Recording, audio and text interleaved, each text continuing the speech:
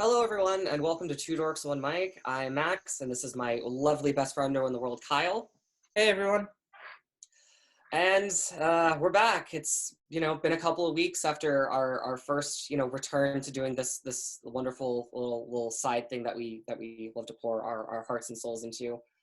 Uh, I feel like I have to dearly apologize for that. We said we were gonna come back with a new episode next week, but it's 3 weeks into fucking January of 2021, and here we are again.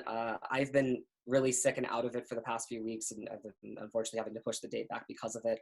I don't want to go too much into it, but I'm dealing with some personal medical complications that are taking a heavy toll on me and just my everyday life. And as a result of that, we had to push back our recording date multiple times as a result of that. So on behalf of the both of us, I am sincerely, Paul, sorry for that. So, You trying to go? But I mean, I can. I mean, if I want to make the time to do that, that I like to do some accents to spice I know. It's great. I spice up my vocabulary. I just couldn't tell if you because it sounded like you tried and then you just quit halfway through. So I just. That's how most actors tend to do it anyway. let me follow their example. You pulled a Kevin Costner from Robin Hood. Apparently. Reference. But no. But anyway, that's enough waffling, as the wonderful British would say.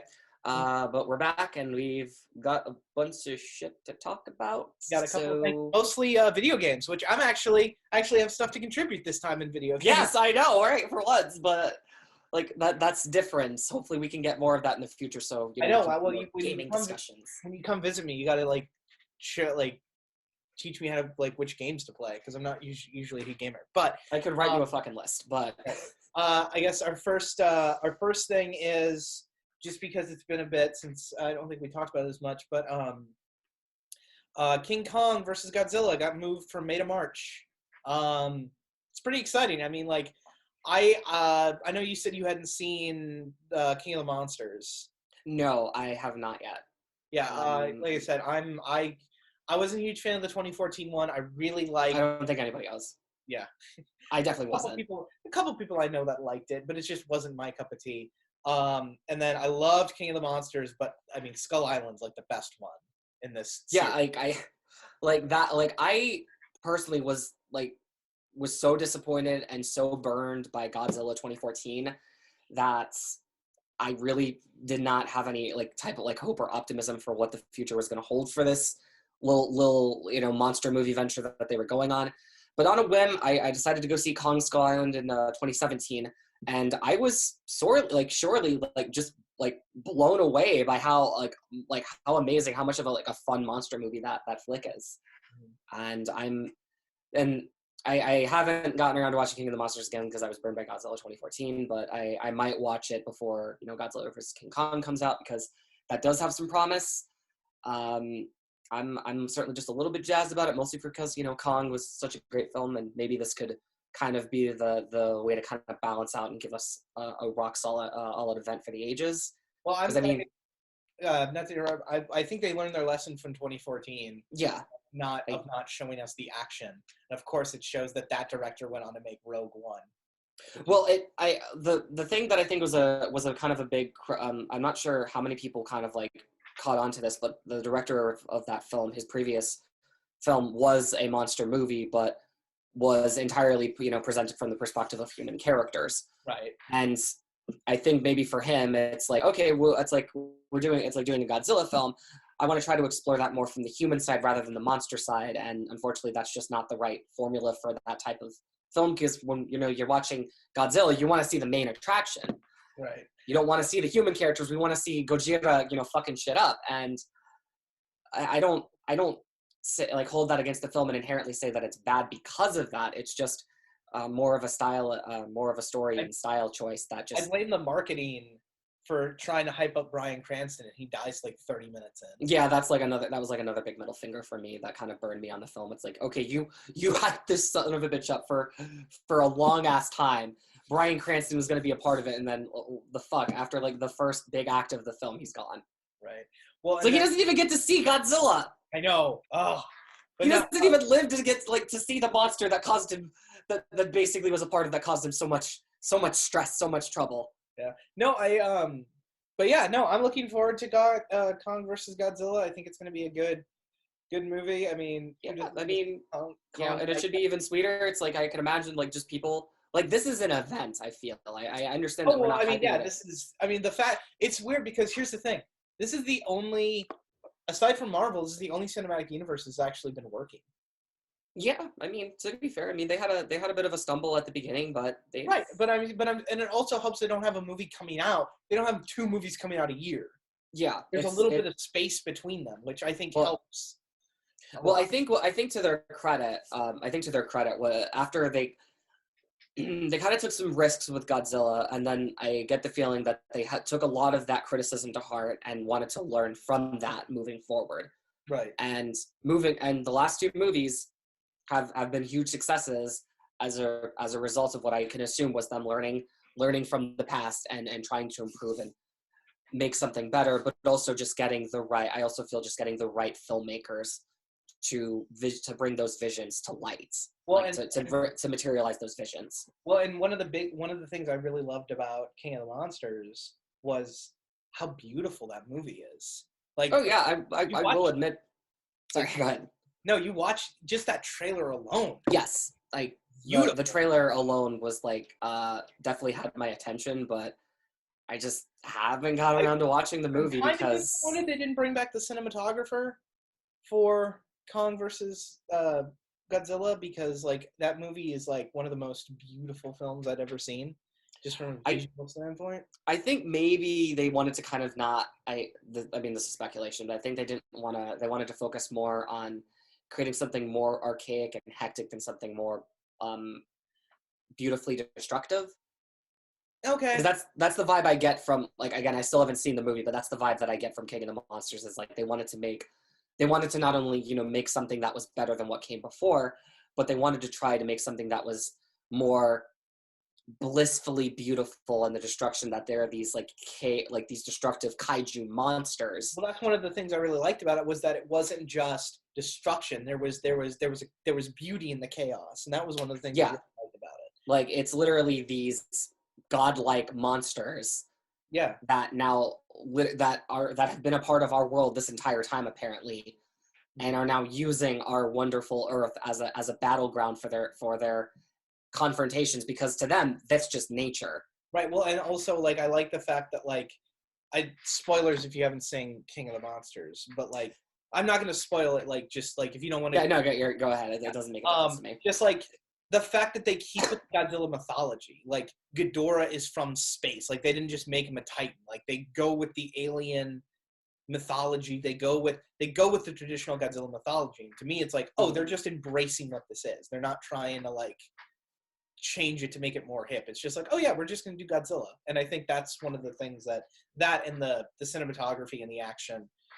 But again, the problem is that like the humans are always the weakest part of a Godzilla movie.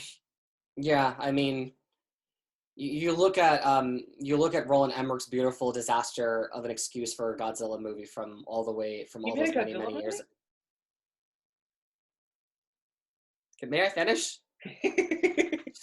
I know I know that we all try to like erase that, but as an example, you look back at the disaster that film is, and the film is overrun entirely with its human cast, and they can't fucking carry the movie.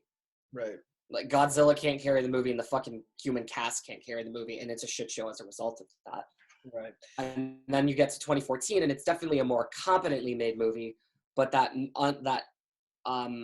off balance ratio of human characters with Godzilla and the other monsters doesn't equate to something great, but the pieces are there, I feel. Right. It's just a matter of balancing more, of giving us more of the monster than the man. Well, I mean, yeah, like it's it's one of those things where like it is a hard balance, but I think they're getting King of the Monsters. I think did it really well. Skull Island did it really well, and if Kong versus Godzilla does really well, then I think this universe is safe. The only issue and the thing that makes me worried about this is if this is moved up to March, why haven't we gotten a trailer yet? I think I think, and this is kind of like speculation. I think that this just might be a result of just the entire Warner Brothers slates being moved from being given a simultaneous release on both streaming and theaters. Okay. It might have been ever since they decided to move their entire 2021 slate to a simultaneous release on HBO Max as well as for theaters. They've probably been in a bit of a shuffle about how they promote and market these movies, because it's like, okay, now since we don't have to do like a huge marketing push to, you know, put these for these movies exclusively in theaters, it's like, how can they approach this? With the streaming format in mind? And I know that they released that sort of highlights trailer showcasing a lot of some of the films that we're going to be getting soon, that gave us some first clips of the movies in action, of their upcoming films in action. And I think that's just kind of part of this new push that they're doing, where it's like, okay, we're going to hype up that this is the approach that we're taking, and these are some of the first films that you're going to be getting this year. And I think that might, and then maybe afterwards we might get some trailers. I know, because I know little things comes out this month.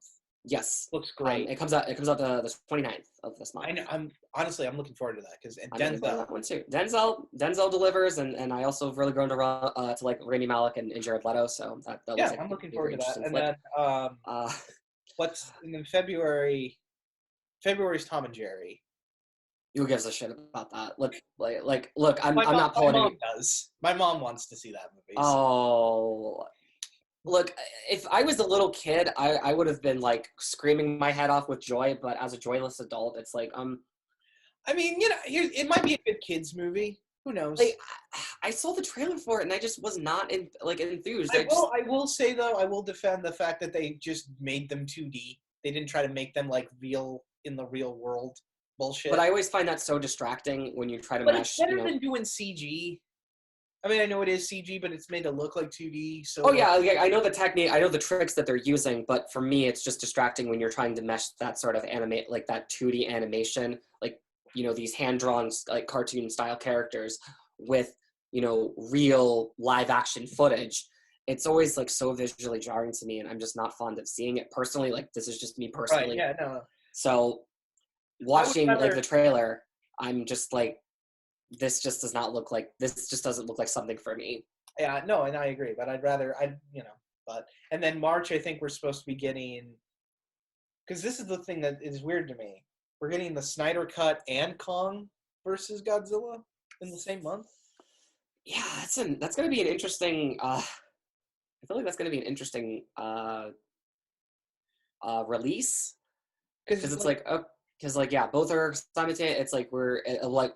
I think I think maybe where they could argue this though is the fact that Kong, the Godzilla versus Kong film, is having the simultaneous release on streaming as well as theaters. I think to the Snyder Cut's credit, it's like, since it's only exclusive to HBO Max, I think that might kind of even things out a little bit. Maybe, I don't know. Well, maybe for them, they're thinking like, okay, for people that like, okay, like we know that the majority of people are going to be watching our film slate from home, like. It's like we're at peace with that, I assume, like, you know, or I guess that's probably what the studio's thinking.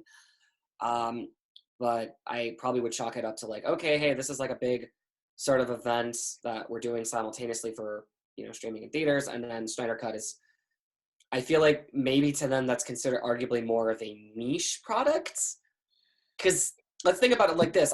We're both excited for it. Oh yeah. But let's put it to perspective. How many other people are as well? How many other people want to give this a chance? The movie literally got tweeted into existence. This is true.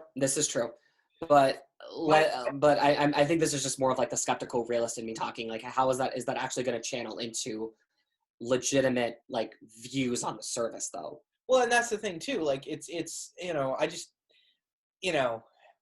Because I would understand more if it was going to be like a mini series, but now they said it's just going to be a 4-hour movie. So like, yeah.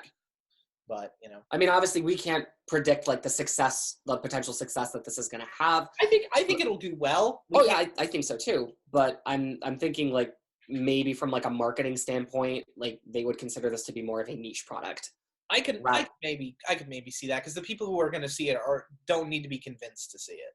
Maybe. Yeah, it's like if you're watching the Schneider cut, then chances are you've been on board with the idea of this since since day one, since the idea of it had arisen. We've been on board. It's like we've been on board. No, absolutely. And we're definitely going to be there for it. And I imagine a lot of other people are going to be there for it. And I wouldn't be surprised if there definitely was going to be a bit more of a casual demographic included into that as well. But as far as numbers goes, I'm honestly not sure what that's going to mean.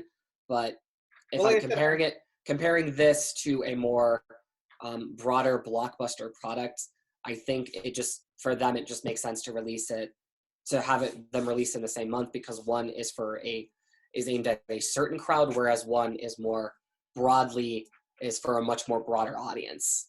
Well, that's what I'm saying. I'm wondering when we're going to get, because we're supposed to be getting, because I want to see a trailer for Kong versus Godzilla. And the fact we haven't seen one yet makes me a little worried, to be honest. I'm still optimistic, but I still would like to see something from it. I know we've got like 19 seconds of footage from it. But, and then we're supposed to be getting a second Snyder Cut trailer hopefully soon, because that also is supposed to be dropping in March. But aside from that, I'm looking forward to the HBO Max slate. I think this is a don't it's like don't lose it yet, because after March and it's like in April we're getting Mortal Kombat. No, I'm excited for Mortal Kombat. Like I'm fucking like this is me, but I'm fucking ecstatic for the Mortal Kombat reboot. Right. Well, like the franchise on a whole has been on a winning streak.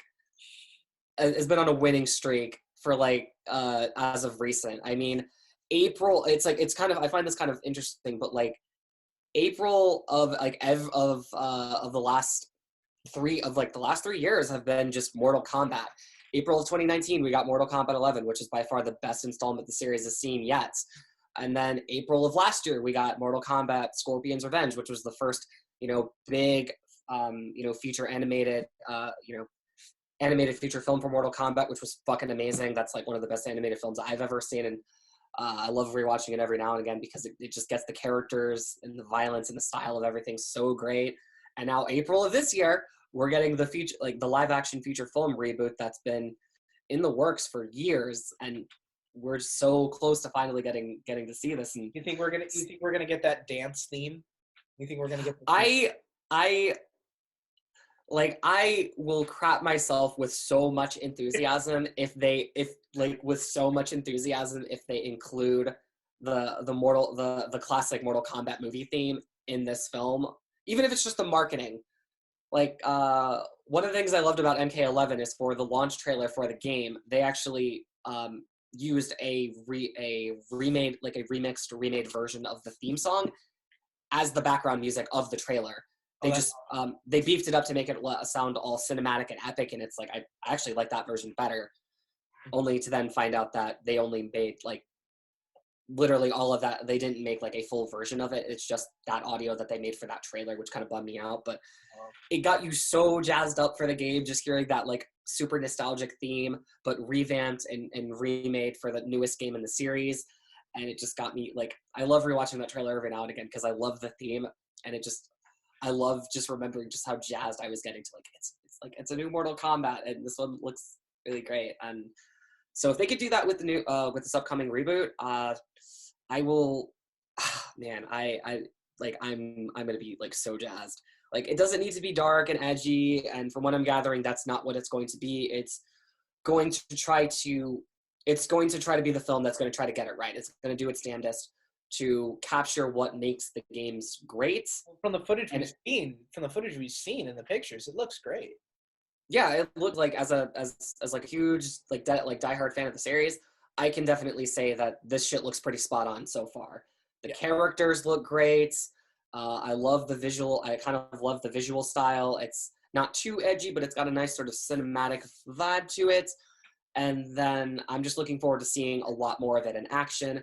And I really cannot wait to see what those fatalities are going to look like on screen, because that was something they had to emphasize highly, as the film was, getting made. It's like, oh, it's going to be R-rated, and there is going to be fatalities, and I cannot wait to see how that stuff's going to translate to this more live action format. Because the closest we ever got was There was a Mortal Kombat series that came out several. Oh, you're talking Excuse me. about the web series, right? Yeah, there was a web series that went for 2 seasons that came out several years ago, and that was the closest we ever got to like a spot on live action Mortal Kombat thing, and it captured like the gore so great. I mean, with what budget that they had, and hopefully this movie can take that and step it up to 11 and make it something especially cool. But I think the biggest highlight that I'm excited for is just seeing Scorpion and Sub-Zero duke it out on screen. Yeah. Like that is a rivalry as old as time. You think of like biggest feuds between characters in games. I'm always think that's like one of the big first ones that comes to mind. Even though Get over here. Even though they're allies in the current canon now, it's like they went from mortal enemies to now like Why okay, is he still yellow then? Because isn't the whole point? Isn't Scorpion being yellow because he's mocking Sub-Zero as being a coward, right? no. Or am I? I mean the ninja gar. I mean it's like the reasoning behind this has changed so many fucking times. Okay. But the reason why they look so similar is just because it was literally just a palette swap. It was just like a memory same like the overall design was the same, but they just swapped it but it was literally just a color swap between yellow and blue. Okay. So they always had like the same, like the character model was the same, it's just the colors were changed. Okay. And then as they kind of had, as the games, evolved, they gave them more distinction in their designs. But really it just boils down to they're of 2 rival clans, they hate each other's guts, and that's all you really need to know. But in the current canon, they're allies. They're actually trying. They're working. It's like they're working together, and it's actually kind of cool to see the sort of kind of like partnership that they have. It's like you can tell that they still kind of have like there's some still like bitterness between the 2 of them, but they're trying to look on the brighter side of things and trying to be buddies that are trying to work, like fight for the greater good of not just their people, but also just for like the fucking world. But that's like we don't need to go too far into that. Point is, I'm excited for Mortal Kombat, and I like April is going to be a fun month for me. Absolutely, yeah. No, but yeah, like I was saying, I support what HBO and AT&T and Warner Brothers are doing with this simultaneous release. I think this is the way of the future. I think so as well. I think this is going to be a very interesting year for us. With not only all the films that we're going to be getting via this. Well, they're the only ones putting anything out. Like, I mean, like I know Disney Plus has got WandaVision and stuff like that, but like, I saw the first 2 episodes, and we might talk about it. If you have Disney Plus, we might talk about it. Oh no, I mean, of course I do. I mean, right? Well, because you got it for the Mandalorian, but yes, I'm. It's like, believe me, It's like I may not look the part, but I'm a diehard Mando fan over here. Like watch. I am not. But that's a conversation for another day. Hey, we don't gotta get into that. Exactly. I'm just saying, like that's why our friendship works so well. We don't dwell on shit like that. Exactly. No, but what I'm saying is like, who else is putting anything out as competition? Like HBO Max is we're not sponsored. Unless they want to sponsor us, we'll be sponsored. And in that case, I mean, we would happily take that because that's a product we both use in spades. Exactly. No, we're not.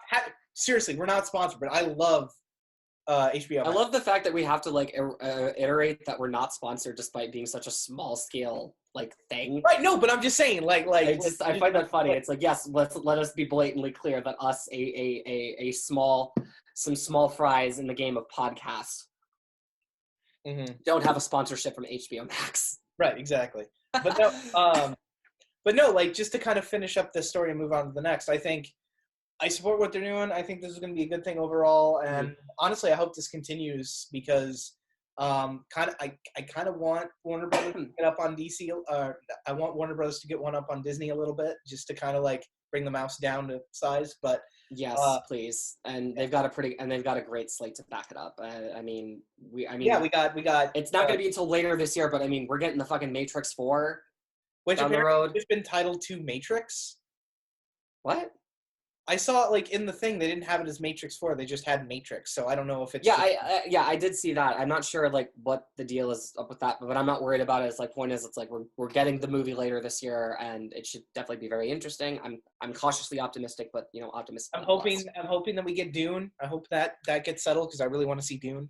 But yeah, aside from that, I think that's really good. And then moving on to the next couple stories we have is fucking holy shit, we got a bunch of games announced. We got a bunch. It's like I almost kind of think it's like a blessing in disguise that I was horribly sick with my mystery condition that we had to push recording because so much cool game related shit happened. Oh my god! Like, okay, so like first, so you want to introduce the first one or shall I? Let's talk about Indie because like yes. Holy shit. Okay, so like you would know. So the company that's developing this, what have they done before? Machine Games are most known for the current series of Wolfenstein games.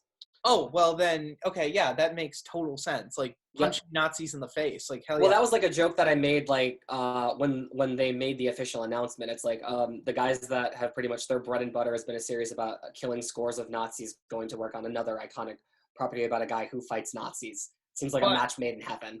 Yeah, I'm wondering like, so like, I wonder if they're just going to do it like Wolfenstein, where it's just like, okay, if it's just going to be kind of like a first person. Well, this is where again, like the game has the project like the game has only been like announced. Right, exactly. We don't know fuck all about it. It's probably going to be a long time before we learn anything about it because I think they're still hard at work on the next Wolfenstein game before I think all hands are on deck on this one, because they did confirm that like I know some people might have been confused by like when Youngbloods came out in 2019, but no, a proper like third Wolfenstein game is being worked on, and that's probably what they're working on primarily next before they do all hands on deck on this Indiana Jones game, but. I'm very optimistic about it because they've turned out like I love those games. I never really was a Wolfenstein fan until their series popped up, and I fell in love with them. I love the stories. I love their takes on. I love the characters, and the gameplay is pretty fun. It's very interesting stuff, and I'm very intrigued to see how they kind of take their approach and translate that to doing a video game about one of film's greatest action heroes. Right. I wonder if this is meant to come out. I wonder if this is like meant to come out the same time as like that new movie that's supposed to. It could be. It could be in the pipeline for that. They didn't give a release date, did they? I'm saying if they. No. It's I think currently 2023 probably. Yeah, like this is. We just know that it is being made. We have no sights or sound about when it's possibly coming out. Exactly. And if I were to slap on my tinfoil hat here and speculate what the game could possibly be, I don't got much. Knowing what kind of, it's like knowing their work, I definitely could foresee this being a first-person game. I don't think it's going to be like a fast-paced. I don't expect it to be like a fast-paced run-and-gun game like Wolfenstein is. Right. I expect it to kind of have. Well, I'm just thinking you got to take a lot of those. The key here is you got to take the pieces that make an Indiana Jones adventure and translate that shit to a game. So what are the bones that we need to make a proper Indiana Jones game? Well, puzzle solving, action, adventure, platforming. Yep, platforming. And I also feel like a very interesting journey to get us invested in. I would like to see some swashbuckling. Mm-hmm. Oh, absolutely, as would I. Mm-hmm. And I think they have, and I definitely think they have an advantage here because. There is because though it's probably not something I imagine not many people know about, but there is a shitload of video games based on Indiana Jones. Oh God, yeah. I mean, there's like years and years and years of video games spanning all types of genres. Mm-hmm. I mean, there hasn't been one in a very long time, but they have years of examples to work off of. And I think that they, with that and through their own sort of like ingenuity and create and I guess creative freedom, they can definitely create something distinct to their own identity as a developer. But what I'm kind of picturing in my mind is probably like a first-person action game that manages to translate a lot of that kind of translates a lot of that action from the films into this kind of format, but maybe a little bit more archaic and maybe a little bit more fast-paced, just for the sake of, fun factor of a game. Meshed with a little bit with some interesting platforming. I can imagine all kinds of cool ways that you could use the whip from a gameplay standpoint, from not just traversing gaps, but maybe pulling objects. And then puzzles, you really could take that in any direction. But well, that's what I'm saying. Is like part of the fun is like you really have the freedom to do all kinds of cool shit with puzzles in a game like that. I'm hoping that we go. For me, I would like to see. I mean, again, this is tinfoil hat. Nothing like. I really kind of want this to do with something like Atlantis or something like something like that, because like I feel like that would be, because we haven't really seen Indiana Jones out on the water. Like it's always. I mean, the closest we ever got was there was I don't remember the name of this game, but it came out several years ago, and it was a game where the artifact in question was literally the staff used by Moses. Oh. And there's actually a part towards the end of the game where you actually do split the Red Sea. Oh, okay. Like, I'm not making this shit up. I mean, I'm probably not going to edit in like a clip of it, but look this shit up. I'm not joking. There is a video game where Indiana Jones wields the same staff that Moses used to split the Red Sea and does exactly that. I wish I was making this up. And he's still actually and in his universe he's still an atheist. I know, right? Like I mean, I doubt, like, none of those games are canon, but I always like to think that they're part of this like sort of adjunct like expanded universe where it's like, like we know that he's been on all kinds of adventures over the years. It's like, what if we got some games to show us some of those? And right. I just picture that game as like one of those many different adventures that he's been on, but we just don't ever really get to hear about. Right. And I feel like that's where this game could fit in, is be one of those many adventures that he's been on that we don't, that because this doesn't, like, I feel like it should go without saying that this does not need to sync up with the movies in any way. No, at all. Don't worry about like connecting. Please do not worry about continuity or worry about trying to connect to the timeline. Fuck for shit. This could be in his early years of being a badass globe-trotting archaeologist. Just don't go young Indiana Jones. Please, for the love of God, do not do that. But that also begs the question: it's like, how do you think they're going to go about casting the character? I'm wondering if they're even going to approach Harrison Ford. I am also curious about this as well, because on one hand, if my memory is not mistaken, he was barely involved in any of the games that have been made, if any of them. I know that they've used some. I know they've used dialogue. What? Some pre-recorded dialogue, I think, from the movies, right? I mean, there's so many of them, and I vaguely remember most of them, but I know for most of the games they just use sound-alikes.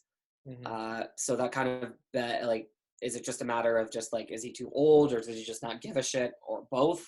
Well, I don't think they're gonna go old Indy with this. I think they're gonna go. Oh hell no! I that would be dumb. Like, the game would be so dull if he was a fucking senior citizen. Right.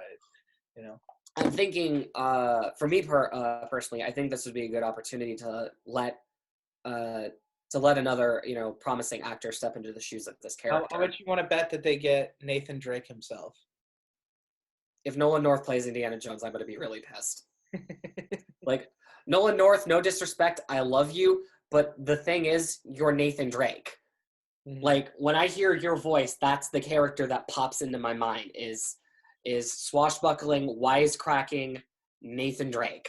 Right. And I don't want, and I Oh, I'm sure his name's on the list. I'm sure his name. I mean, Tony Stark, that was a fucking stretch in the Avengers game, but I was able to buy that after seeing enough of his cutscenes. But to play a character, like to play another like famous adventure hero that inspired Nathan Drake, that inspired Uncharted, seems very strange. So I can imagine that might cross their minds, but I hope that that's not the direction that they go. Oh, I would very much, I'm sure. I very much prefer that they get a lesser known name to portray the character. Yeah. Let somebody new and different flex their chops in this role. Maybe not so. I'm not saying get a brand new newcomer unless they're like absolutely perfect. Get somebody that's a little seasoned and can bring that Harrison's energy to the role, but don't opt for a sound alike, and don't get like a big name to portray him. It's like, get somebody, let this familiar face not. I guess what I'm getting at is don't let this familiar face be tainted by a voice I recognize. Right. If it sounds like somebody that I recognize, I'm probably going to be taken out of the experience from the get-go. It's Exactly. like, yeah, I can. It looks like Indiana Jones. He acts like Indiana Jones, but whoever it's like, this doesn't sound like Indy. Right. I don't want to be hit with that like immersion breaking No, drawback. absolutely. And So, I think it's important to like make sure that all that stuff is done. yeah. But I And don't. the same goes for the upcoming James Bond video game as well. Right. Yeah. No. Well, I think James Bond's easier because you've had so many different people play it. Yeah, you have so many to their credit. iOS got their work cut off for them because they not only have all the movies, but all, like over a dozen movies to look at, like 24 fucking movies to look at, And then you've got all shitloads of video games that you can also take from, and the books. So they have their work cut out for them with even more material to work off of. And I'm very interested to see what they do with that project. But I also hope for the sake that they try to get somebody completely new for the role. Considering that game is supposed to be an origin story, I think they're going to get somebody younger and lesser known to portray 007 in that. Right. So only time will tell what that's going to pan into. But for Indiana Jones, I personally would want to see a fresh face take on the role. Well, and then I think that's everything about Indy. The only in the other game that was announced, there's not really a lot to talk about, just because like it's happening. It's happening. Speculate away. They're doing an open Star Wars game. Okay. Yep, the wonderful ladies and gents over at Ubisoft, specifically their massive studio, is developing a open world Star Wars game, and I am wholeheartedly excited for this on two fronts. One, I'm not gonna lie, I'm a Ubisoft shill. Splinter Cell is my favorite game series of all time. I'm also a big fan of Far Cry, Watch Dogs, to some degree Assassin's Creed. Rayman is like my favorite platformer of all time, etc., etc. And I'm also a big fan of The Division, which is the studio that's going to be developing this game. You think we're gonna get a Battlefront 3, like an actual good Battlefront game again? I mean, never say never. I mean, there's always a possibility that something could happen, but I feel like given what EA has done with the brand, I feel like there's really no walking back. The only good thing is that EA can't touch Star Wars now. Well, I mean, not necessarily. I think where people are getting confused is they're misinterpreting this announcement as EA's losing the license. They still have a claim to the brand until their agreement expires until their license expires in the next few years.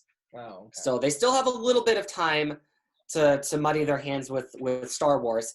And I know before the license expires, we are getting a sequel to Jedi Fallen Order, which can't wait. That's by far the best Star Wars game that they've the best and only Star Wars game. I'm sorry, I stumbled in my speech, but that's by far the only good Star Wars game that they've put out thus far. Right. I know that some people say that Battlefront 2 is redeemable after a bunch of patches, but fuck that if I'm gonna give it the time of day. You don't get to patch everything. You don't bork your launch and then try to buy me in with shitloads of DLC and updates that are supposed to make the game better.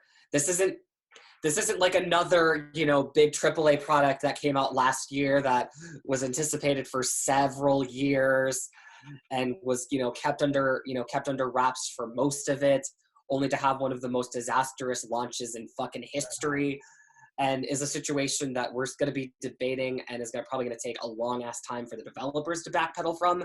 But we don't need to talk about Cyberpunk 2077. That game should have been amazing. I mean, if I'm going to do like a little bit of a side tangent, I like the game. There is a good game in there, and I'm playing on a base PS4, by the way. So I'm one of the people that's getting what is considered to be the worst version of the experience. There's a good. I firmly believe that there is a good game in here. There are a lot of elements that I like, and a lot of things that I think are incredibly promising. The issue is that it just needed more time. It needs a lot of time in the oven and needs a lot of fixing.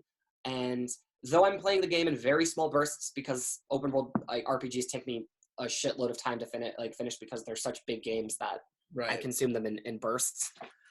but I'm also just kind of patting, like, you know, just kind of twiddling my thumbs as much as possible to kind of wait for the patches. And we're supposed to be getting the next big patch sometime this month. Clock's ticking, CD Projekt Red.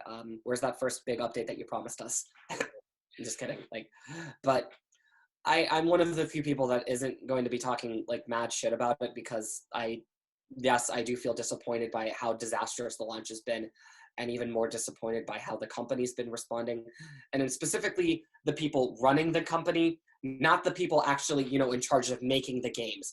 Right. I feel so bad for the developers and how much of a shit show it's been for them. Right. But for the heads of the company, I don't hold such feelings towards, and they need to get their acts sorted and come together to get this whole fucking thing like sorted out.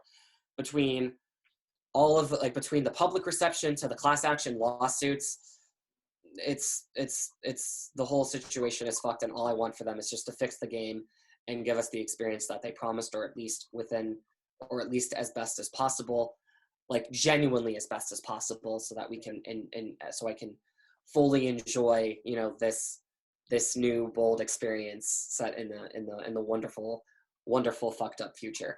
But that, again, I'm just gonna kind of basically like I was excited because basically we were getting a Blade Runner game. Yeah, pretty much. Yeah. Like, I'm a big fan of I'm a huge diehard fan of the Deus Ex series. So immediately Cyberpunk, you know, really kind of caught my attention. It was like, oh, it's like an open world Deus Ex, and to some degree it is that, while still doing its own thing with that sort with that kind of stuff. But it just needed more time in the oven, and I highly encourage anyone that's still waiting on the game to sit on it for just a little while longer. Wait for them to patch it. Like, if you're planning on playing on a console, if you're playing on a PS4, Xbox One, preferably the base system. If you're playing on Series X or PlayStation 5 or Xbox Series X, you're probably not gonna have as bad of a time. But if you're playing on like a base PS4 like I am, or Xbox One, I would say wait a little while longer if all of the current technical issues the game is dealing with is going to drive you up a fucking wall. It doesn't personally bother me as much as it does others, but, you know, that's me. I'm a very stubborn, resilient motherfucker. So no, you know, that's just how I am. But so we can backpedal back to the Star Wars thing. Well, there's not a lot to talk about the Star Wars. Well, I mean, go ahead. If you got something to say, like, the only thing I'm saying is, like, yeah, they're doing it. I'm looking forward to it. I don't know, like, I know there's speculation about it maybe being a Mandalorian game. Well, and that's kind of what has my attention the most, because I think, again, I don't want to assume anything.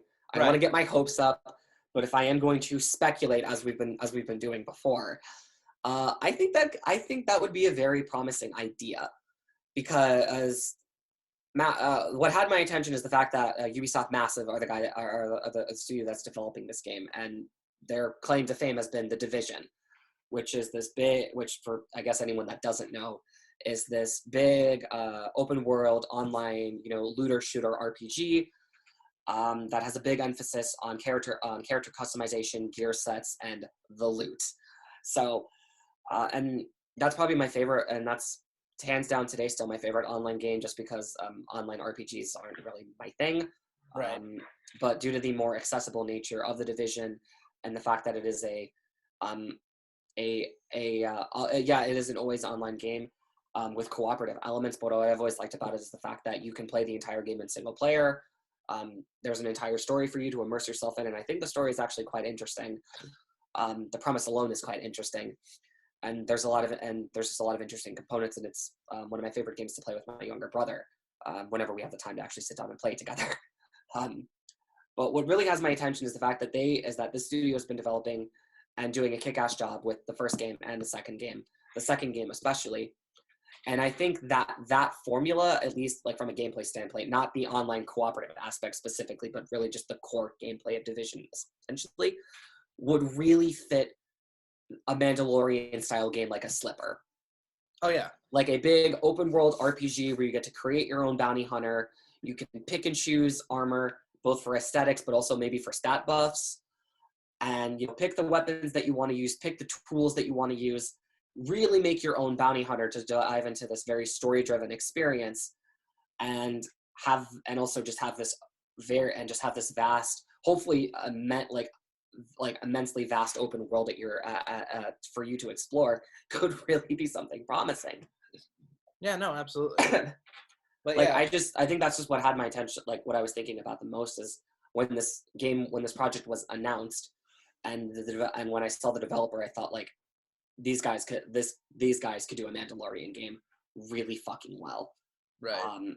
Just applying some of their core gameplay mechanics from Division, but refining them to better fit a more single player driven, narrative driven, focused experience.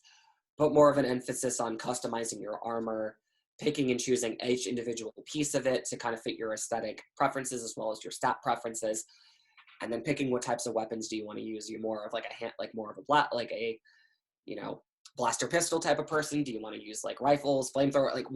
Like pick your poison to make your bounty hunter feel like yours. And I think what can really add an extra cool layer to this is cooperative play as well. Like, Right. yeah, Mandalorians are meant to be like walking, one-man units, like lone wanderers, that type of thing. Right. But it's always cool to see them work with other Mandalorians, as we've seen in the Disney Plus show. Right. And I think that would definitely lend itself really, really fucking well to a cooperative element where you can do like special bounties or missions with other players. But that's just personally what I would like to see and what I think could possibly happen. But as we say time and time again, this is tinfoil hat thinking. Like, this is all speculation. But that's just really what I would like to see, and I really just wanted to vocalize that because I don't know. I just think it'd be really fucking cool, and maybe some other people might be in the same lane of thinking, or maybe they might be like, "Hey, that actually does sound really cool." Who knows? Right, I exactly. just thought that would just be something cool to say. But Yeah. that's the upcoming Star Wars game. We, like Indiana Jones, we have no fucking idea when this is coming out, but I trust Ubisoft. Yeah, some of their games are hit and miss for me every now and again, and I still want a new Splinter Cell game. But they owe it. But one way or another, they managed to deliver. And Is it Ubisoft or Ubisoft? It's Ubisoft. Okay, I know one of the biggest like pet peeves of mine is people that like mispronounce it as Ubisoft. It's like, no, it's literally it's like Ubisoft. Ubisoft. Like, it's that simple. It always drives me up a wall whenever someone mispronounces it. Not that I get angry about it. It's just like a little pet peeve of mine. But well, it's like extremis versus extremis in like the exactly. Yeah. Yeah. So I have I have faith in Ubisoft. I have faith in their massive massive studio. Mm-hmm. And I'm looking forward to seeing whatever this is. Personally, I want to see a Mandalorian game, but whatever this is, I'm pretty confident that they're going to deliver, and I cannot wait for them to show us more whenever that is. Absolutely.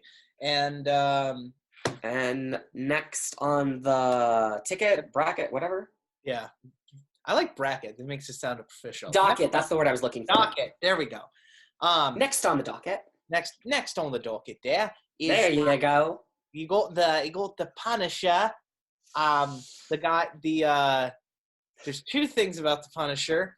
I'm gonna say the first thing, and because Max is a huge Punisher fan, I'm gonna let her go on her thing after this. But as a Naughty Dog said, were asked if they could do a Marvel game, what would they do? And they said, well, what happened was on the other day, Greg Miller asked Neil Druckmann like flat out on Twitter. It's like, if you could work on like a handful of different intellectual properties, what would they be? And his list, and he listed a couple different characters and properties, but at the top of that list was my boy, the Punisher. Mm-hmm. And that immediately kind of filled me up with glee because, like, I think this is the first the first person that I've seen vocally stand up and like say to some degree that they would love to make a Punisher game, which kind of fills me with glee that, oh yeah, there are actual other people that give a shit about this character, not just me or you. Mm-hmm. It's like there actually are fans of Frank Castle out there, like real fans. Exactly. And it just kind of filled me with a lot of glee. I mean, I know that they're currently, working on their next project, and I'm not about to make the assumption that that's what they're working on by some fucking miracle, or that this was his elaborate way of teasing the project. I'm not assuming that at all. I just think that that's cool that this basic head of this very acclaimed studio, expressed interest in making a game based on this very peculiar character. Right. And that kind of makes me hopeful that perhaps maybe something could happen down the road. Maybe not necessarily at Naughty Dog, but maybe there might be a developer out there somewhere that also would be interested in doing a game based on the character. And that could mean something, could come to fruition in the next few years. I mean, that's literally how Spider-Man got made. It was just, Marvel approach the respective parties. It's like, okay, you guys and Insomniac do great work. Would you guys be interested in doing a game based on one of our characters? If so, who would it be? The unanimous pick came down to Spider-Man, and that's how we got this. Right. It was literally just, Marvel putting faith, just putting some good faith in a good developer and letting them make the game that they want based on that character. And I feel like the same could be said for the Punisher. It's like, okay, maybe Neil expressed some interest. Maybe there's some conversations could get started. And one way or another, something could come off the ground. But until something comes to fruition and is officially announced, I don't know. I honestly have no idea what Naughty Dog is presently working on. And I'm cautiously optimistic about what it is, after, how The Last of Us 2 Part 2 panned out, which, I don't need to get into that. I've expressed my opinions on this the last episode. But I still have a lot of faith and respect in them as a developer and believe that whatever they make could be promising and could possibly be good.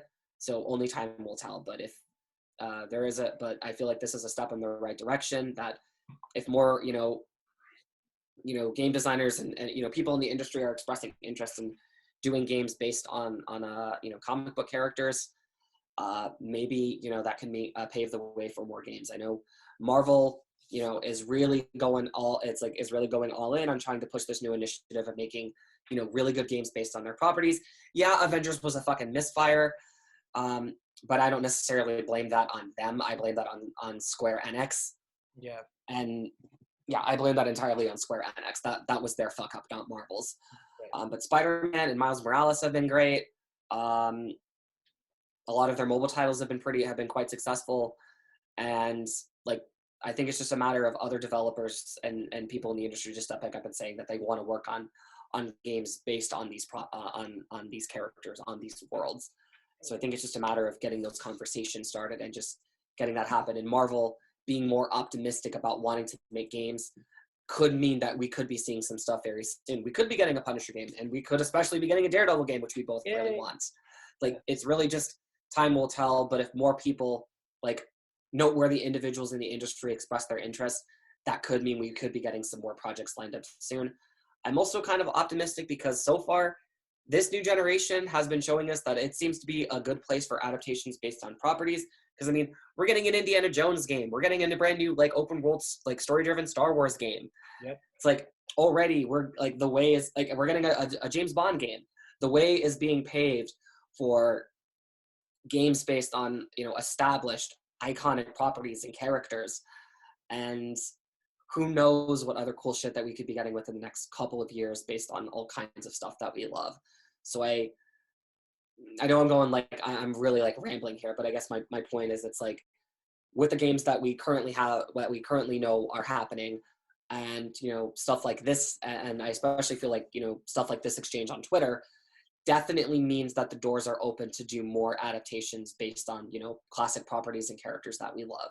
This could be the generation for games like that, and can be can bring in a whole new wave of respectable modern day nostalgia for not just for those of us that love these properties to high heaven, but for a brand new audience of gamers that can get immersed into all of that stuff and become fans in the process. So I think that this would really think and really hope that this could be the time for that kind of stuff. Yeah, no, absolutely. Here's hoping.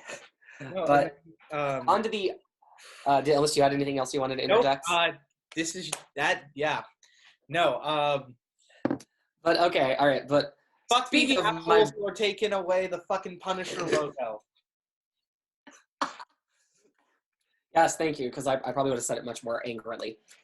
So yeah, speaking of my main man Frank, So the past couple of weeks has been another wondrous wave of people wanting to cancel the Punisher, cancel my main man, Frank Castle, the Punisher, because of his very bastardized, inappropriate use of his iconic skull emblem at the hands of radical conservatives, if you will. Especially at a peculiar event that happened not too long ago at one of our nation's most sacred buildings. Right. And a lot of people think that the way to go about this is we need to shut down we need to cancel the character. We got to shut him down. He's apparently too controversial. And my response to this is fuck off. I apologize for being so blunt and explicit, but seriously, fuck off. This is not the way to go about this. This really is not. If you think just I'm really kind of personally just upset with this whole cancel culture of oh, you don't like something, let's shut it down. Right. That's not really a way that we should dictate what does and doesn't stick around. But two, to everyone that's voicing their discontent and saying that we need to cancel the Punisher, no, your beef is not with Frank Castle, is not with Marvel. Your beef is with the dumbasses that are abusing his emblem. Right. Well, it's like I tweeted you. I think we talked about this earlier. I tweeted you that photo of Sean Hannity. Yeah. Thing. Yeah, and and it's guys, it's such a delicate thing, and it always just makes me so frustrated and just so riled up. But it just means that much to me because the Punisher is my favorite comic book character of all time. This character has been a big part of my life since I was a young kid. And I know maybe a young kid should not be looking to gun-toting vigilantes as one of their favorite fictional characters, but that's just how it was for me, and I think I turned out okay. At least, I know the difference between right and wrong and shit like that. Exactly. Excuse me. And also, it's a story. Just because you read something in a story and like something in a story doesn't mean they can support it in the real world. Exactly. Yeah, and that's one of the biggest things that I say about the Punisher. It's I am a huge fan of him, but I can distinguish the fact that his methods are not something you can apply to real life, and that's something that I constantly stress aloud all the time when people make the argument about his style of justice and why I'm so frustrated with people that misuse his emblem, because people don't fucking understand. For me personally, I agree with Frank. I understand his way of thinking and understand what he's about and why he does what he does. I get all of it.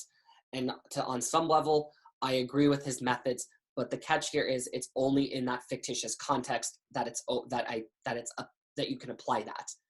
Mm-hmm. This is a world that, depending on the iteration of the character and the stories, you're getting different takes on the gritty, very harsh real world. But the thing is that it still contains an element of surrealness to it. Right. It's not one-to-one. So in that hyper-realized fictitious space, what he does makes total sense. It's cool. It's fine. But you cannot take that and apply it to the real world. That's not how things work. We can't just apply that type of ruthless brute force to crime. You just can't do that. Yeah. Even, as much as I agree with his methods, it's only in that context that it's acceptable. Outside of that, don't do it. And that's where I feel so excuse me, I apologize for that. And that's where I feel we're so much misunderstanding and just we're all of this nonsense stems from. People don't get Frank. They think he's just some gun-toting vigilante who's killing the bad guys, and that makes him cool. That makes him somebody you can look up to. It's right. No, that's not what. It's more complex than that. You got to dig into this. It's you got to understand. You got to understand the why, on more than just that surface level of he's that kills criminals. Right. And it just sorry, it's just so frustrating because it's just they don't get that. It's I know. Well, and you then have this like and then you just have this misuse where it's like, oh yeah, the armed forces are now trying to claim it as like a symbol, and then you have like police trying to do that, and then I see the emblem just fucking left and right in all types of different places, and I'm immediately thinking in the back of my mind, do these people understand the character? Because if you do, you wouldn't be wearing that skull so fucking proudly, would you? exactly.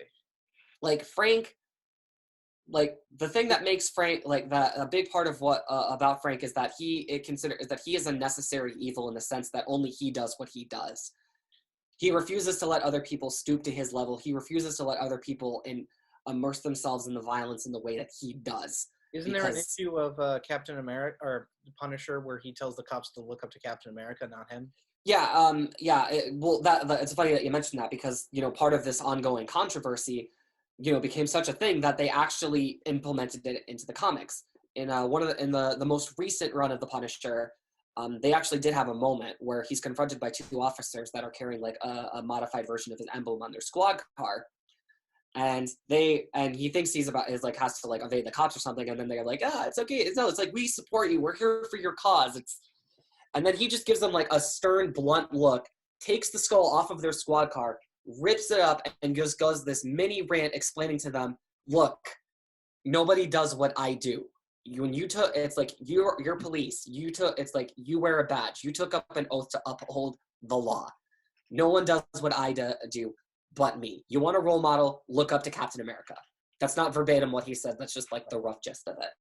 But the point of that is, it's that, if you're in a position of law enforcement, you should not be looking up to Frank Castle in that way. If you want to be a fan of the character, be a fan of the character, but do not try to claim his emblem and try to implement his way of thinking or his style of justice into a profession where you need to uphold the law. It's your duty to protect and serve, not to be judge, jury, and executioner without any remorse or hesitation. Exactly. Because that's Frank at the end of the day. He's basically a serial killer. Yeah. He's a man that does not hesitate to pull the trigger on anybody he deems is, deserving of death. The guy if you're a murderer or abuser in the world, you're on his shit list. Right. And that's just the way that it's always going to be. But he is the only one that does what he does, and no one else should be looking up to him because of that. You shouldn't be doing what he does. You should, if anything, as a fan, you should just be fascinated by what he does. And maybe like me, you agree with him in that context, but outside of that, you understand that that's fiction and this is real life, and you can't do that shit in real life. Exactly. So to the armed forces, to the law enforcement, to any other people that want to try to take ownership of his emblem and use it, stop. Because I guarantee you don't understand what Frank Castle is about, because if you did, you wouldn't be donning that skull on your car, on your flags, on whatever the fuck that you decide to put it on. And you need to stop, because you are horribly misrepresenting and tarnishing the reputation, if you will, of a very interesting character. Right. Like you're taking his brand essentially and completely misrepresenting it, and that's not okay. Because if you're going to associate vigilante justice as as a morally acceptable thing, or at least his style of vigilante justice as a morally acceptable thing, then you should probably go seek help. You shouldn't be wearing a badge. You shouldn't be taking up arms in some other fucking country fighting a war that we probably shouldn't be fighting in the first place. Like, stop it. Right. You don't understand. Like, you cannot do that shit. It's not okay.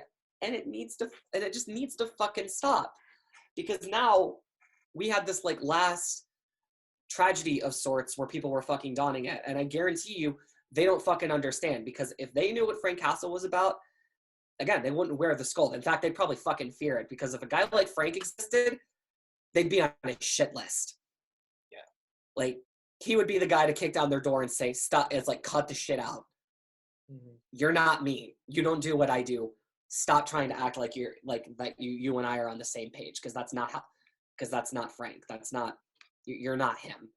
Right. And it needs to fucking stop. So to anybody to anybody that's horribly misusing the logo, fucking stop, please. Go read some comic books. Like go pick up some Punisher comics. Like go subscribe to Marvel. Like to Marvel Now. They're a great comic book subscription service. Get caught up on the wonderful, wonderful decades of Punisher material there is out there. Get yourself, caught up. Really take to mind just who this character is, what he's about, all that he does, and fully, understand what he's about before you start doing that. Because for me, with the shit like that, with the shit that's going on right now, I'm almost afraid to go outside wearing a Punisher shirt because I'm afraid that I'm going to be called like a bigot or something, right? Or just be looked at as an asshole because I'm wearing an emblem that's being misconstrued as a sign for, prejudice or something. Right. I am genuinely, it sucks that I can't express, how much of a fan I am of this character in a public space or even in an online setting without unless I can, have the opportunity to explain myself, because this shit's gotten so out of hand. It's just like, I'm weary that if I just, go to the wrong place and next thing you know I'm going to be getting some funny looks, or I might even get some verbal taunts or something. Like who knows what the fuck had happened to me in that scenario. And I don't want to be I shouldn't have to be put in that position in the first place. Exactly. And then to all the people that want to cancel Frank Castle, stop. Cancel culture is not the way that you should, provoke positive change. Like you should be trying to find a more, positive way to go about this scenario. And my answer to that is maybe, you yourself should go out and read some Punisher comics and understand what's up. Right. And do what I'm doing and vocalize that, hey, to the people that are misusing the emblem, fucking stop. Just fucking stop. John Bernthal himself has even said it before. Like, fuck him. Just stop. Like, Frank Castle himself has said it. Just stop. They don't understand. It's like they don't get it. So it's not just me, like a super diehard fan, like saying it. Like the Punisher himself, or at least the closest we've got to it, himself has said, "Fucking stop. Just stop, please." On both, it's like from both sides. Stop trying to cancel him. Stop misusing the emblem. Read some comics. Know your shit, and let's stop this. End this shit once and for all. Because I will always be a happy, proud fan of this character, and I want to be able to live in a future where he can still, be a part, where he can still exist and be a part of things, without having to succumb to reworks and changes because of public backlash or because of the wrong kind of controversy stemming around the character. Like I don't want this shit to negatively impact my favorite comic book character, because this whole situation's fucked, and I just need it to stop. I really need it to stop. Yeah. But really, that's my whole thing. That's the whole my gist of my stance on this. I apologize if I rambled on it too long, but as you can see, no, dude. Like, oh no, I'm not apologizing to you. I'm apologizing to them. It's like I apologize if I'm just very passionate about this. Like it may not seem like much, but this character is my bread and butter. He will be and always will be my favorite comic book character, and I will never be afraid to express it, to show it, and so much so that Kyle is the Matt Murdock to my Frank Castle. That's how much of a diehard Punisher fan I am, and that's how much of a diehard Daredevil fan he is. Exactly. That's our dynamic. That's part of what makes this shit work. Exactly. So even though you're wearing red and I'm wearing black. Yeah, I know. Quite a fun inverse. Exactly. I should just put text on the shirt that says, "I'm not Daredevil." Oh, I mean, I'm not going to ruin one of my favorite hoodies, but it's funny that you mentioned that because I didn't even notice the coincidence until now. Oh, I didn't either. But no, so good on you. That's funny. But yes, we're looking at the how we see each other. Well, I mean that's what it is. I mean, if anything, if you had like the red glasses, maybe like a decent suit with the cane and everything, it's like we'd be Matt Murdock. Exactly. No, but And I obviously I couldn't be Frank Castle because I'm a chick. So right. I mean, there is one universe where he was a woman. That was the manga verse. There's also the one where he's Frankencastle. We don't need to talk about Frank Castle. We don't need to talk about Frank Castle. I still have no idea who greenlit that story. I mean, who greenlit the story that made him like a hellish Avenger? It's like that time that he came back from as from hell as like a vengeful entity or something. Yeah, and now he's fucking Ghost Rider, or at least an alternate version of him is. But yeah, no. Fucking up the multiverse one day at a time, for Punisher style. Yeah. What? But yeah, anyway, that's my whole Punisher spiel. There will probably be more to follow if this situation gets even more out of hand, or if more stuff happens down the road. Who fucking knows? But so what's our last story there, Max? Our last story on the docket is the potential return of the good old Batman the Animated Series. It's not gonna happen, at least not with these people. Yeah, I second this. Yeah, Kevin Conroy is what, 70-something years old? Yeah, I mean, we could fact check this. Let's fact check it right now.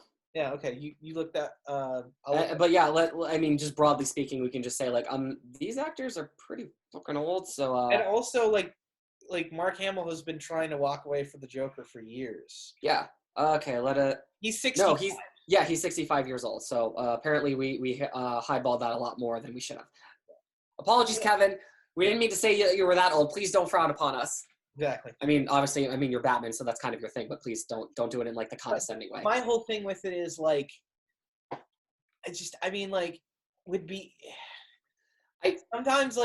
sometimes things just end for a reason because they were in the heyday of their time, and if you bring it back, it's not going to be the same.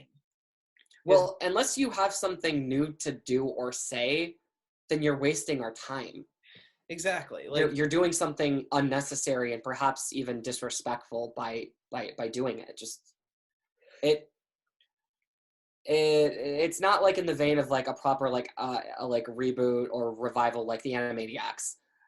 I find that's a great example of bringing back something because they actually did have something new and different to say by with that show, and I'm glad that it's back. It's it's a classic cartoon that I was very fond of as a very young kid. Right. And I'm glad to see it return with some new shit to do and say. So that's a great example of, a revival. But in this case, the show had its time. It's we had the classic animated series that we all know and love so very much. We had it sort of follow up the new adventures of Batman. And then we even had a sort of spiritual sequel with Batman Beyond. And even today, we have and Justice League too. And even today, we have, the animated universe is being continued on in comics. And the thing is too, wouldn't we want to see some new people give their take on Batman? Exactly. I'm all for the idea of just, new visionaries coming in and putting a different spin on characters that we know and love. Well, for shit's sake, we were just talking about, possible, the possible indefinites for, games that are in the pipeline. And who knows what the fuck could happen. But what I'm most excited about is that in the case of these, it's there are some interesting opportunities for some fresh blood to put a spin on an iconic property and do something different while still familiar. And it should be no exception for this as well. And Mark Hamill, I think he wants to walk away from the Joker. I mean, he's tried to walk away 3 times? He's tried to walk away multiple times. I mean, Arkham City back in 2011 was supposed to be the last time, and then right, but the thing is, and then he came back for DC Universe Online's DLC that brought in the Joker. Right. I don't remember what year that was. And then I think and then they made the Killing Joke in 2016, I think. 2016, yeah. Yeah, 2016. So he's tried to bow out multiple times, and yet we always end up back here. So, guys, he's an amazing voice actor, and he's portrayed so many great characters over the years, not just the Joker. I can think of so many different characters from the last couple of years alone, or at least, several years or decade that he's portrayed that I've loved just as much, if not maybe even a little bit more. And I'm just glad to see him being able to work on different stuff and express and, be able to express and flex his, acting chops in different ways for different roles. And I just kind of hope that he can continue to do that and just put the Joker to rest. Like, they fucking did an oh yeah, we also forgot Arkham Knight. They brought him back in Arkham Knight. Yeah. But yeah, it's like my point is, it's like they should have put the character to his take on the character to rest there, and he should have been able to move on peacefully, working on other stuff. And not to say that he was bitter working on any of that stuff. I imagine he managed to have some fun with those projects. Right. But the matter of the fact was that was supposed to be the last time, and it wasn't. And on some level, I feel bad for him because he is a really great voice actor, and he's still a pretty talented actor in general, as we've seen with the recent Star Wars films. Right. And I just love seeing all the different types of characters that he can bring to life with his very peculiar voice or voices. Well, and like I said, like look, would I love to see a new Batman animated show on HBO Max? It's aimed for a slightly older audience. It's a little more mature. It's a little darker. It can go into certain stuff that the animated series couldn't. I would absolutely love that, but I'd want it to be a new creative team. Yeah, it's not like it wouldn't be something akin to like season 5 of Samurai Jack, where it's like, okay, yeah, we're bringing the show back. We're not only bringing the show back, we're not only concluding the story after a 10-year absence, but the thing that I love the most about season 5 is the fact that it evolved. It expresses maturity. That's a great example of a revived show that grew up with its audience, but not alienating newcomers. No, absolutely. And the show is beginner friendly enough that you could not have seen a single episode of Samurai Jack prior to it, and you can still enjoy it for what it is. But the beauty of it is that if you were like me and you grew up with the original show all the way back in the early 2000s, it's like the show matured and grew up with you, and it fucking shows in just the tone of the show, to some of the action, etc., etc. But that was just how that went. But that was just that show particularly. I'm not sure you could apply that same type of thing to something like this that, had a very long tenure, because in the case of Samurai Jack, that show never really, the first 4 seasons, that like after that never really had a proper conclusion. Right. Well, and then also, Genndy wanted to come back to finish the story, and that's why we got it. In this case, what story could we get with this? Well, and the thing is, too, like, Mark Hamill's 69 years old. Mm-hmm. Too. Like, is he gonna, like, if they did bring back the animated series, I don't think they'd want to do it just for one season. They'd want to bring it back for a couple. Precisely. And I would rather see a new creative team, because here's the thing. Like, I'm going to compare Spider-Man to Batman. Like, look, the 90s Spider-Man cartoon was great, and it was classic. But when we got a new creative team, guess what we got? Spectacular Spider-Man. You know what I mean? Like we can have new. I do. Sorry, I just got a little nostalgic for a second. I know. I love that show. Spectacular was my jam. Best Spider-Man cartoon today. Try to fight me on this. I dare you. Nope. I fucking change my mind. Yes, but, please. Somebody make a change my mind meme out of that, please. But please. No, but like, yeah, like you can't like, like we can bring in new blood to see like all this stuff. Well, Paul Dini's old, Bruce Timm is old. It's like you said, like that's I feel like that's the beauty of it, is that the thing about these characters is that they're fucking timeless. I mean, Batman is how many decades old now? He's 80. Yeah, it's like he's fucking ancient. Mm-hmm. At least, as far as history and publication goes. But the fact is, it's like over those decades, we've gotten so many different stories, so many different takes on this character and his world and his many allies and foes. And it's always a joy to see, when it's done right, but it's always a joy to see, new people come along and put their own spin on this. I mean, for shit's sake, I think the reason why the Dark Knight trilogy is still, talked about so positively today is because Nolan put his own spin on things and did it so fucking well. Same with Zack Snyder. Like Zack Snyder's Batman and Ben Affleck's Batman are different from Chris Nolan and Christian Bale's Batman, which is different to Schumacher's Batman, which is different to Keaton's Batman, which is different than Conroy's Batman. Exactly. And then let's not to forget all the different animated versions. Like we had, iconic Kevin Conroy. Bruce Greenwood is probably my second favorite Batman animated voice. I'd probably have to say between Bruce Greenwood was probably my favorite Batman voice actor, actually. Yeah. It's always a tie between him and Peter Weller because I love the adaptation of The Dark Knight Returns so much. Peter Weller is just on a whole nother level. Peter Weller is fucking amazing as Batman. I always thought because I remember that episode of The New Adventures of Batman when they adapted The Dark Knight Returns and Michael Ironside actually voiced him in that. Oh god, that was great. Yeah, and I always thought like if they did it, like kind of thought to myself like if there was like a big adaptation of this story, get Michael Ironside to play Batman. But then we got the adaptation and Peter Weller did it, and it's like I'm actually kind of glad we got Peter because he does a fucking great job as Batman in that. God, yeah. He does. Well, he captures the essence of Bruce in that story. He fits so well. He fits the mood of that story so well too. Yeah, and I think it also just comes that just how seasoned and worn down he is just kind of like a person that he was able to kind of inject a lot of that into the story. Not to say Michael Ironside couldn't have done that. I mean, right. That guy's been in the business a long time.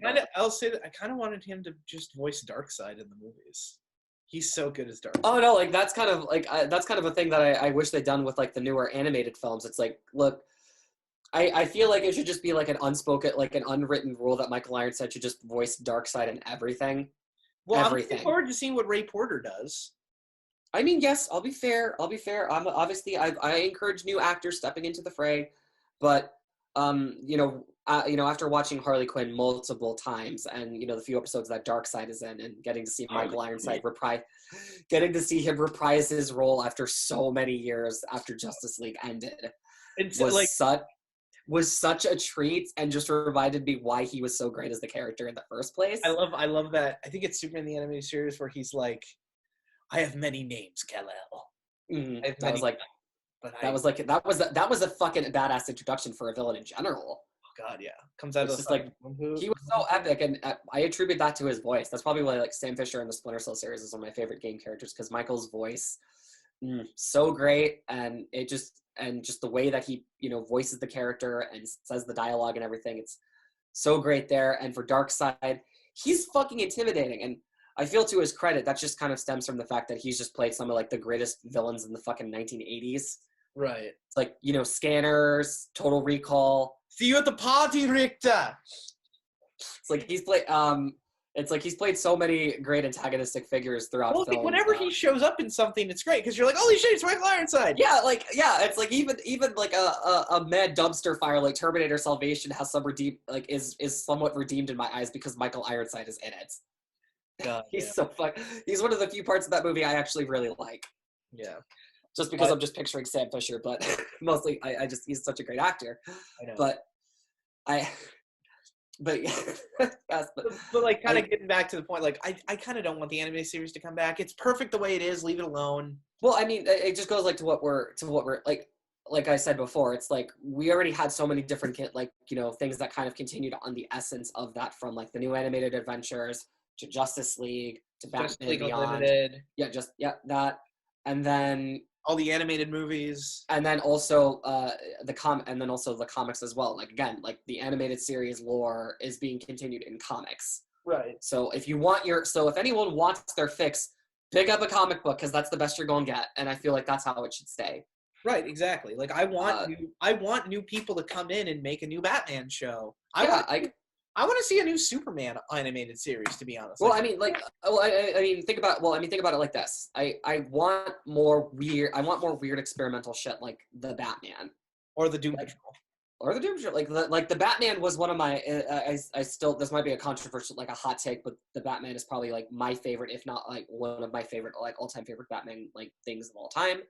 Mm-hmm. I grew up watching that. Kid as a kid. Watched that show like a hawk. I loved the look of the show. I loved its take on the characters, especially Bruce. It was a very interesting show and did something very different. I mean, yeah, it was kind of bogged down by the edgelord nature that was the fucking early 2000s, but it made it work because it fit the kind of grim nature that you would expect from a Batman. Well, and that's coming to HBO Max, I think, in February. Oh, is it? Like, yeah. Ooh, we gotta start. It's like I got a marathon coming along. I gotta watch myself some Batman. What I love the most about it is the fact that they did something drastically different than what we were used to. That's what I'm saying. Like, I want to see someone do something different. Like, it's like we were talking about. Like the animated series is the standard, but I want someone to make the new standard. Yeah, like who knows what some fresh blood could bring to the table, and just like throw some, like, please, like if you're a writer or just like in the respective channels of doing something, of doing like an animated series, please throw some ideas at the wall, see what sticks, and build a show off of that, because I want to see some like bold, new, ambitious ideas that actually have some fucking passion put into them, and not corporate thinking like the recent Marvel shows. Like, if you ask me to like comment on any of the animated Marvel cartoons that have come out the past several years, I'm not going to, Oh because God, they suck. I watched like 10 minutes of the pilot of like Avengers Assemble, and I couldn't get through it. I watched the full thing back when it premiered, and I was so disappointed. Like, this reeks of Especially compared to like Earth's Mightiest Heroes. like well that, and I feel like that's where like a huge divide is, because Earth's Mightiest Heroes actually had fucking passion put into it. Right. That was a show, and I feel like that frustrates me, because that was a show that had passion put into it, and it got canned for a soulless corporate cash grab. Yeah. Like, the entire slate of current Marvel TV shows solely exist to pander to the to people that are head over heels for the movies. It's like, hey, you want to get your Avengers or your Guardians of the Galaxy or Spider-Man fix while you're waiting for new movies? Watch our cartoons that totally aren't soulless corporate products made by an entity. What do you mean? The Marvel Spider-Man show with Phil Coulson as the principal, and all the other side characters are don't even fucking try. Don't even try. No. So got a soul to it. Don't even fucking try. Not Drake Bell as Spider-Man is adorable for like a couple minutes, but the whole show as a whole fucking sucks. If you're gonna bring a show back, bring back Spectacular. No, but what disappointed me the most about Ultimate Spider-Man is the fact that I was expecting like a decent adaptation of my favorite comic book version of Peter Parker is. Right. Like, I thought we were getting like a decent, but it is Ultimate Spider-Man in name only. Oh yeah.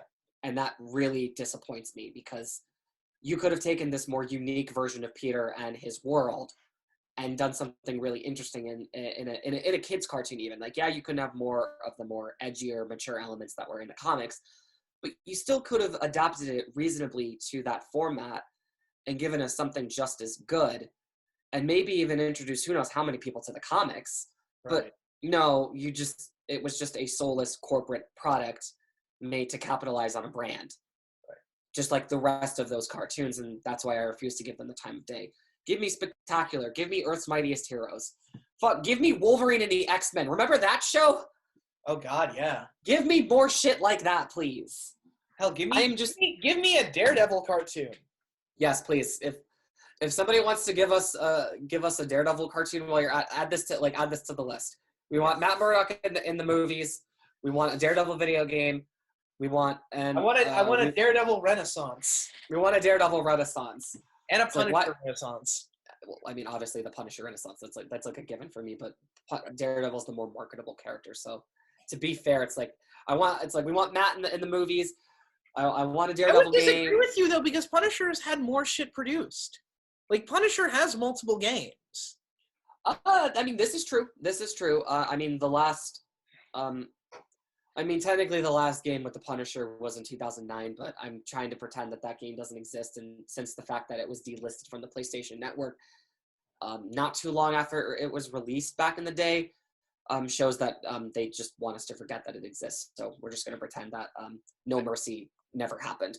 But the game from 2004 is by far still one of my favorite comic book games of all time, because I mean that was not only just a kick-ass representation of the Punisher, but it also was technically a sequel to the 2004 movie with Thomas Jane.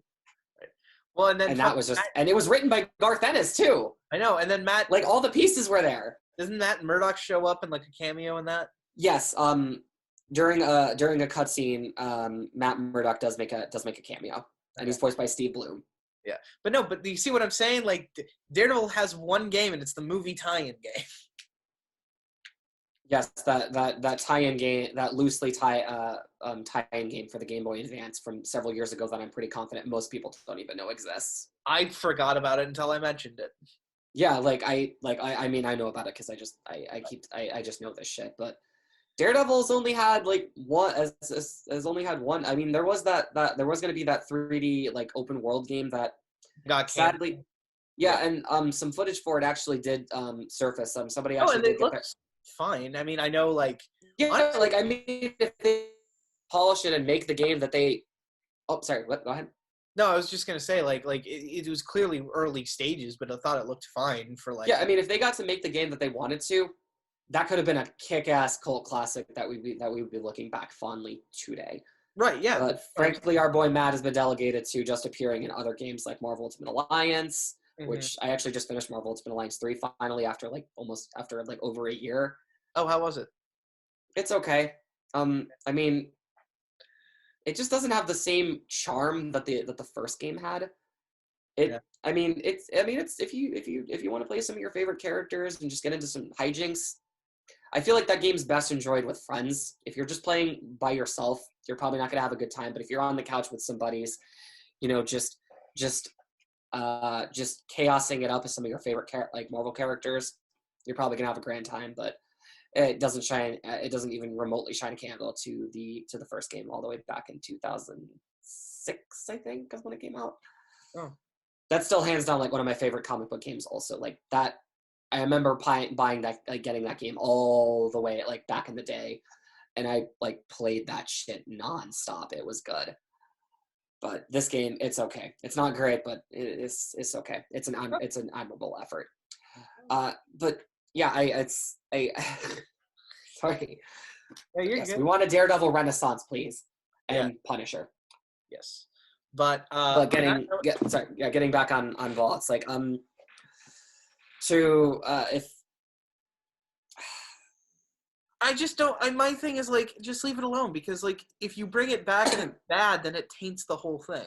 Yeah, it's not going to be. It's to anyone who's thinking like if this is a thing that's happening, to whoever who's thinking that this is a good idea, don't, because it's not. You're just going to shit on something that you're just going to shit on a classic that all of us love and hold very near and dear in our hearts. Right, and we don't want that.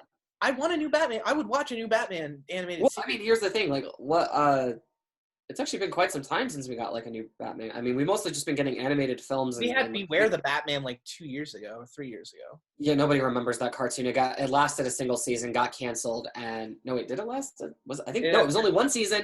It lasted a single season, got canceled, and due to behind the scenes corporate licensing bullshit, it legally cannot be aired on Cartoon Network anymore. Thankfully, if you want to indulge one of the more weirder Batman things, you can watch it on HBO Max. But yeah, it was a product that had potential. Unfortunately, I didn't think it was that person. I didn't think it was that great. I do give them credit for trying to go with some of the obscure villains, like they had Professor. I dig that it was trying to do something different in terms of the Rogues Gallery. And just the overall, I kind of did the CG animated style of everything. I liked that style that we first got with Green Lantern, the animated series. If anyone remembers that fucking show. Which is also another show that, for similar reasons, you will never see on television ever again. Right. But I think HBO Max also has it, and it was pretty decent. Although, Joss Keaton as Hal Jordan is super distracting because Spider-Man. Right. And actually, it's funny. I also found out recently that there was an animated Green Lantern film where Chris Maloney actually voiced the character. I've never seen it. Yeah, there was an animated film several years ago. I think it was like Green Lantern. Like I don't remember. It was like imagine just look it up or something. But yeah, it was an animated Green Lantern film, and Chris Maloney actually voiced Hal Jordan in that. Huh. And now I'm thinking, and I'm hearing that it's like I can see it, but when I hear his voice, I just see Jim Gordon from Harley Quinn. I just see bumbling, down on his luck, depressed, alcoholic Jim Gordon. You never call. You're just always gone. It's like, it's Barb. She's sleeping with someone else. The worst part, I don't blame her. Mm-hmm. A woman can only go so long looking into the dead eyes of her lover thrust atop before she looks for something new. I could never get tired of that. Every now and again, I just go back to like a montage of like his best moments. I kind of want a Jim Gordon Bane therapy session. Yes, that would be so great. It's like I'm not only a judge and a warden of a prison, but I'm also a therapist. Yes. I can give you counseling and help you sort through your traumas. Yeah. And you can escape the dark and step into the light. Yes. I think And that wear would your be- sunglasses because it's very bright. That's why I wear the mask. God. I wonder if anyone's actually sent like a clip of Bane to Tom Hardy. It's like, because clearly, like, we all know it, that version is clearly ripping on his take. Right. Has anyone sent a clip to Tom Hardy just to see what he thinks? I know he's a super chill guy. I'm pretty sure he'd get a laugh out of it, but I kind of want to know what his reaction would be. You got to send the "It's two faces." No, it's my face and his face. I am one of the two faces. We are partners. But Two-Face already has two faces. That would be three faces. Yes. I knew it was too much of a thinker. Oh. Bane, you gullible fool. On that note, I think we're gonna end it for this. It's like, I was born in hell and I demand respect. He's like, he can just break Two-Face in two right on the spot, but he's such a wussy. It's like he wouldn't even do that. Oh my god! Like he's a villain, but he's also seems like he's a sweetheart. Yeah, I'd love to hang with him. I would grab a beer with Bane. It's like, I know everybody shits on you, but not me. Not your friend Max. I would give you like the biggest hug and just say like, it's gonna be okay, Bane. Not all of us think you're the worst. Exactly. Just most people, but not us. Yes, exactly. But anyway, I guess the verdict of that is no. It's like, no animated series revival. Give us new shit, please. Yep. Please. Mm-hmm. Please. That's all we're asking for. All I want. No. You Batman shit, please. Mm-hmm. Oh. But yeah, I think that is a wrap on our topics for this time. Any final things you'd like to bring up, mention, discuss, yada yada yada? You stay classy, internet. I second this. Also, stay classy, internet. But anyway, thank you all so very, very, very, very much for watching, you lovelies. And we will be back around next time, hopefully next week, with more nerd shit to ramble about. Yep. And I think we'll get a couple trailers. I'm hoping we'll get a couple trailers to talk about, and then we'll probably get some more updates on what's going on with. Exactly. Yeah. Hopefully. So, But anyway, thank you all so very, very much for watching. We'll hopefully be back around next week. I've been Max. This is my great friend Kyle. I've been Two Dorks, One Mike. We'll see y'all hopefully next week. All right. Bye, guys.